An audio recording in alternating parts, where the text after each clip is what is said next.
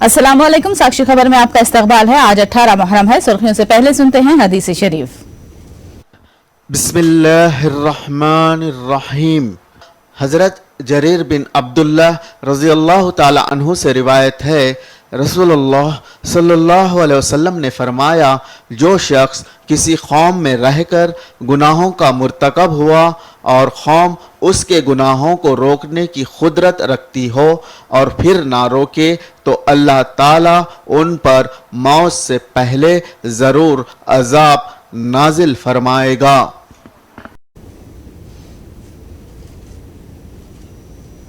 और अब सुर्खियां।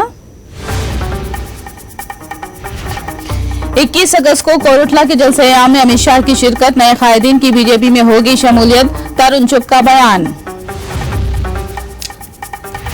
बिल्किस बानो की इस्मत रेजी करने वालों को रिहा करने पर केटीआर और असद अवैसी की तनकीद, वजीर आजम मुदाखलत करके नेक नियति साबित करें। रेवंत रेड्डी और मानिक्यम ठाकुर पर शशिधर रेड्डी की तनकीद, कहा कांग्रेस को पहुंचाया जा रहा है नुकसान।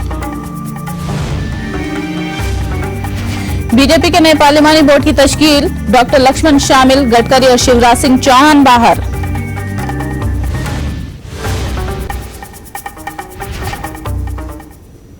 और अब तफसील। नए 754 प्रोसीजर्स को आरोग्यश्री में शामिल किया गया है। इस तरह मजमूई तौर पर 3118 बीमारियों का इलाज आरोग्यश्री के दायरे में लाया गया है। वजीर आला जगन ने महकमे सेहत के अहदेदारों के साथ जायजा इजलास में ये बात कही।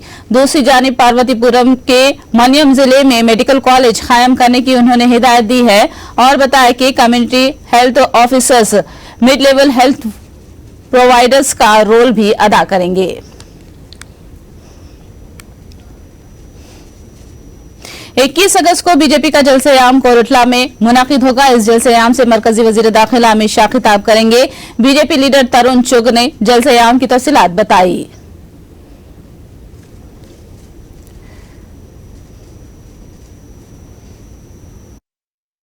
इक्कीस अगस्त 2022 को तेलंगाना में कोरुटला में एक विशाल जनसभा को संबोधित करेंगे शाम 4 बजे। और ये जनसभा केसीआर शासन के अंदर हो रहे दमनकारी कार्य, जनता की आवाज को दबाया जा रहा, लोकतंत्र का हनन किया जा रहा, ये विशाल जनसभा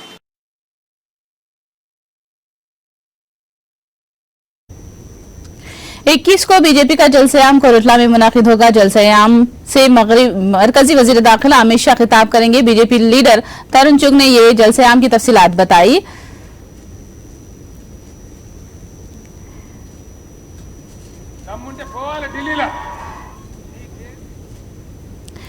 बीजेपी और टीआरएस के दरमियान लफ्जी जंग शुरू हो चुकी है।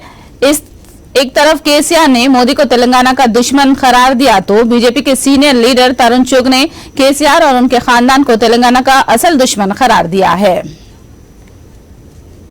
बीजेपी नायकुలకు దమ్ముంటే పోవాలి ఢిల్లీలో। నీ కేంద్ర ప్రభుత్వం యొక్క దద్దమ్మ పని వల్ల, నీ కేంద్ర ప్రభుత్వం యొక్క తెలివి తక్కువ తనం వల్ల మేము మొదలు పెట్టుకున్న పాలమూరు రంగారెడ్డి ఆలస్యం అయితా ఉంది। అందువల్ల మా వికారాబాద్ జిల్లాకు నీళ్లు వస్తలేవు అని అడిగి తెచ్చే మొగోలు కావాలి। కేసీఆర్ బస్కు జెండాలు పట్టుకుని వచ్చుడు కాదు। మీ ప్రధానమంత్రి ఏమో కృష్ణానది మన వాటా తేల్చకుండా 8 ఏళ్ల నుంచి దాదాపు 100 దరఖాస్తులు ఇచ్చినది। అయ్యా మేము కరువులో ఉన్నాం, బాధలో ఉన్నాం, మాకు ఎన్ని నీళ్ళు ఇస్తారో చెప్పుండ్రి, మేము దాని ప్రకారం ప్రాజెక్టు కట్టుకుంటామంటే కాలికి పెడితే మెడకు పెడితే కాలికి పెట్టి ఇవాళ ప్రధానమంత్రి మనకు శత్రువు అయిందని చెప్పి నేను మనవి చేస్తా ఉన్నా। तेलंगाना का सबसे बड़ा कोई शत्रु है तो वो भ्रष्टाचार है। तेलंगाना का सबसे बड़ा कोई शत्रु है तो भाई भतीजावाद है। तेलंगाना का कोई सबसे बड़ा शत्रु है तो उस संस्कृति को जो अन्न पा के अपने पास समेट के रखे हैं वो लोग शत्रु है।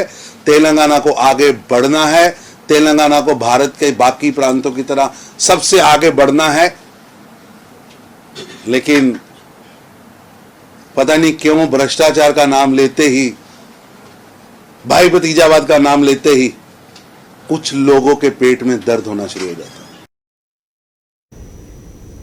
बीजेपी और टीआरएस की तशहीरी होर्डिंग से जंगांव में हालात कशीदा हो गए। बंडी संजय को चैलेंज करते हुए जंगांव में होर्डिंग लगाए गए हैं।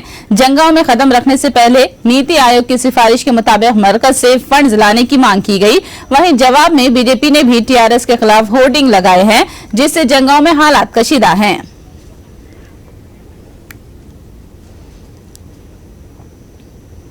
भदाद्री के सैलाब मुतासिरा इलाकों का दौरा करने पहुंचे सीएलपी वफ्द को पुलिस ने गिरफ्तार कर लिया। प्रोजेक्ट तक पहुंचने से रोकने वाली पुलिस ने बाद में सीएलपी कायदीन को अलंदू गेस्ट हाउस में छोड़कर चली गई। सीएलपी लीडर ने कहा कि 2 घंटे तक उन्होंने बड़ी मुश्किलों से दो चार किया गया है। भट्टी ने कहा कि हुकूमत कितनी ही रुकावटें खड़ी कर ले, प्रोजेक्ट का दौरा करके ही रहेंगे। ప్రభుత్వం ఎట్లాగూ ముంపు గురైనటువంటి ప్రాంతాలని సందర్శించలేదు, వాళ్ళకి ఇంటింటికి ఇవ్వాల్సినటువంటి సహకారాలు కూడా అందించలేదు. సో భద్రాచలం కాన్స్టిట్యున్సీలో కూడా సందర్శన పోనీలు వివిధ కారణాలు చెప్పి అడవుల్లో అడ్డగోలుగా ఇటుబడితే అటు తిప్పి ఎక్కడ దేశపోతున్నారో కూడా చెప్పకుండా తీసుకొని వచ్చి చివరికి భద్రాచలం అడ్డ రోడ్లో వదిలేసి అక్కడి నుంచి మేము పెరపాకపోతామంటే మళ్ళీ రోడ్డుకి అడ్డంగా పోలీసు బెటాలియన్ పెట్టేసి ఆ తర్వాత అరెస్ట్ చేసి పోలీసు వాహనాలు ఎక్కించుకొని ముందు పాల్వంచ అన్నారు, ఆ తర్వాత ఇల్లందు అన్నారు, ఆ తర్వాత ఇంకెక్కడ దేపోతున్నారో తెలియట్లేదు। मुल्क को दरपेश बेरोजगारी, गरीबी और फिरका परस्ती से पाक करने की जरूरत है। मुल्क आज इन 3 अहम मसाइल से दो चार है। इन ख्यालात का इजहार टीआरएस की एमएलसी कविता ने किया। कविता ने वजीर-ए-आजम मोदी की जानिब से खानदानी हुकूमत के रिमार्क पर यह रद्द-ए-अमल दिया है। कविता टीआरएस भवन में आजादी की डायमंड जुबली के मौके पर मुनाकिदा खून का अतिया कैंप के मौके पर मीडिया से बात कर रही थी। आज देश में जो सबसे बड़ी समस्या है वो तो गरीबी है, बेरोजगारी है और कम्युनलिज्म है। तो इन तीनों से जब भारत मुकाबला कर पाएगा और पूरा पॉलिटिकल सिस्टम जो है इन तीनों को मिटाने का जो कोशिश करेगा, तब एक इक्वल सोसाइटी बन सकता है, इक्वल हिंदुस्तान बन सकता है। हिंदुस्तान में जितना फ्रीडम आपको रहेगा उतना फ्रीडम मुझे भी रहना चाहिए, जितना फ्रीडम मुझे है वो अगले वाले को भी रहना चाहिए, तभी ये पूरा हिंदुस्तान अच्छे से प्रॉस्पर कर सकेगा। तो उस तरीके आगे बढ़ना इम्पोर्टेंट है। ये छोटे छोटे इश्यूज को बड़ा दिखा के अननेसेसरी इश्यूज में लोगों को गुमराह करने का जो कोशिश अभी हो रहा है, उससे लोग बाहर निकल के जरूर आएंगे। लेकिन क्योंकि लोग हमेशा जितने बड़े इश्यूज है, जो गरीबी है, बेरोजगारी है, उनमें ज्यादा जोर देने की जरूरत है। और अगर 100 साल के बाद हिंदुस्तान इंडिपेंडेंस अच्छे से सेलिब्रेट करना है तो सबसे ज्यादा गरीबी और बेरोजगारी हटाने की जरूरत है। टीआरएस और बीजेपी में इल्जामात का तबादला हो रहा है। केसीआर पर बीजेपी लीडर चंद्रशेखर ने ये तंजिया रिमार्क किया है। ఆ జోనల్ డాక్టర్ గంట అబ్జర్వేషన్ చేయాల్సిన అవసరం ఉంటుంది। ఆ అబ్జర్వేషన్ లో ఆయన ఎదురుగా ఉన్న టీవీలో ఎప్పుడైతే కాషాయ జెండా కనబడుతుందో, ఎప్పుడైతే బీజేపీ జెండా కనబడంగానే రయ్యమని రేజ్ అయిపోతుందంట బీపీ। సరే అదే చూసారు, జెండా చూస్తే భయం అవుతున్నట్టున్నది, అందుకే రేజ్ అవుతున్నదని। దాని తర్వాత రెండోది ఎక్కడ విపరీతంగా భయపడుతున్నాడంటే బండి సంజయ్ గారి పాదయాత్రలో బండి సంజయ్ గారి ముఖం చూడంగానే కూడా ఆయనకు విపరీతంగా బీపీ రేజ్ అవుతుందంట। బీపీ రేజ్ అవడమే కాకుండా బండి సంజయ్ గారిని చూసినప్పుడు ఆ టీవీలో కనబడ్డప్పుడు ఆయన గుండె దడ కూడా విపరీతంగా స్పీడ్ అయిపోతున్నది అనే విషయం మనకు తెలిసింది। रेवंत रेड्डी पर कांग्रेस के सीनियर लीडर शशिधर रेड्डी ने शदीद बरहमी का इजहार किया है। उन्होंने रिमार्क किया कि कांग्रेस में तनाज़ात का सबब मानिकम ठाकुर हैं। साथ में ये भी कहा कि गांधी भवन के मुतवाजी एक ऑफिस चलाया जा रहा है, जिसके जरिए हाईकमान को गुमराह किया जा रहा है। उन्होंने मजीद कहा कि रेवंत रेड्डी पार्टी को नुकसान पहुंचा रहे हैं। కాంగ్రెస్ పార్టీ వ్యవహారం మాత్రం రోజు రోజుకి దురదృష్టకరంగా మారుతుంది।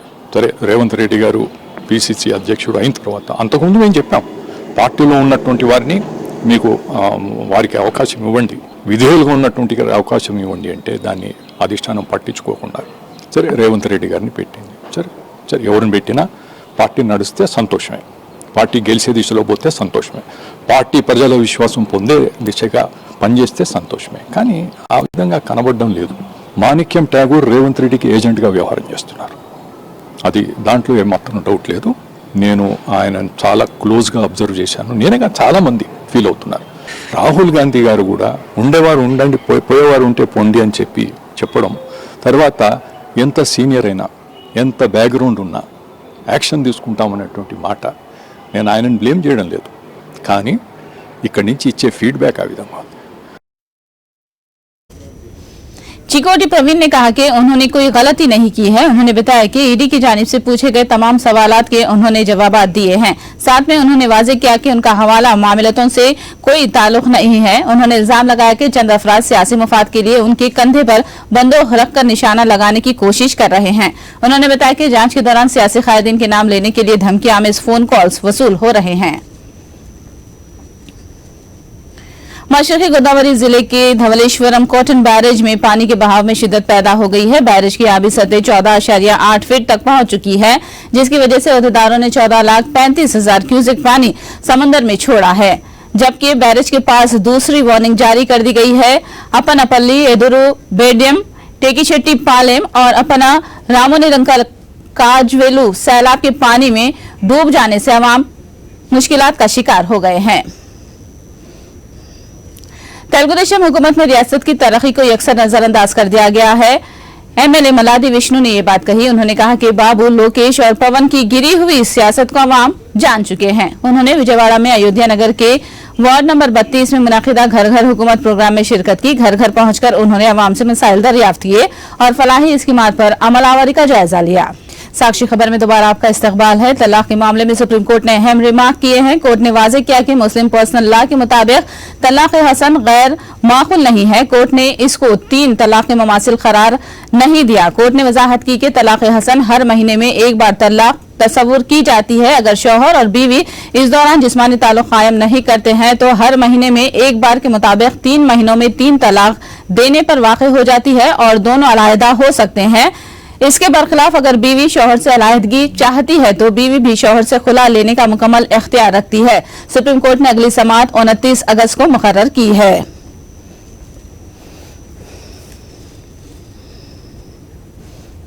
बिल्किस बानो इस्मत रेजी केस के मुजरिमीन को गुजरात हुकूमत की जानिब से रिहा करने पर रियासती वजीर केटीआर ने शदीद तनकीद की। उन्होंने कहा कि अगर लड़कियों की इज्जत से खिलवाड़ करने वालों को ही छोड़ दिया जाएगा तो खवातीन मुल्क में किस तरह महफूज रहेंगी। उन्होंने लड़कियों की बाइख्तियारी और तहफ़्फ़ुज़ के हवाले से दिए गए बयान पर अमली तौर पर कायम रहने की मोदी से अपील की है। ప్రధానమంత్రి గారు, మీరు చెప్పిన మాటలు మరి చిత్తశుద్ధితో ఉన్నట్టయితే, ఆ చెప్పిన మాటల విషయంలో మీరు చిత్తశుద్ధితో ఉన్నట్టయితే వెంటనే మీరు ఇన్వాల్వ్ కండి, ఇంటర్ఫియర్ కండి అయ్యి ఆ గుజరాత్ గవర్నమెంట్ యొక్క ఆర్డర్ని వెంటనే మీరు రద్దు చేయండి అని చెప్పి విజ్ఞప్తి చేస్తా ఉన్నాను. రెండవది, మన చట్టాల్లో ఉండే లొసుగులను అడ్డం పెట్టుకొని రేపిస్టులు ఈరోజు బెయిల్ పొందుతున్నారు. రేపిస్టులు ఈరోజు పూర్తి కాలం శిక్ష గడవక ముందే బయటకు వస్తూ ఉన్నారు. ఇది మంచిది కాదు. ఈ దేశంలో రేపులకి అడ్డుకట్ట వేయాలి అంటే, ఉదాహరణకి మన హైదరాబాద్లోనే ఒక రేప్ జరిగింది. హైదరాబాద్లో జరిగిన రేప్ విషయంలో కూడా చట్టాన్ని చూస్తే జువెనైల్ జస్టిస్ యాక్ట్ ఉంది. అంటే 18 ఏళ్ల కంటే తక్కువ ఉన్న వాళ్ళు ఎవరైతే ఉన్నారో ఒకవేళ వారు రేప్ చేసినా 3 ఏళ్ల కంటే ఎక్కువ శిక్ష వేసేదానికి అవకాశం లేకుండా ఉంది. साक्षी खबर में फिलहाल इतना ही। साक्षी टीवी पर खबरों का सिलसिला जारी रहेगा।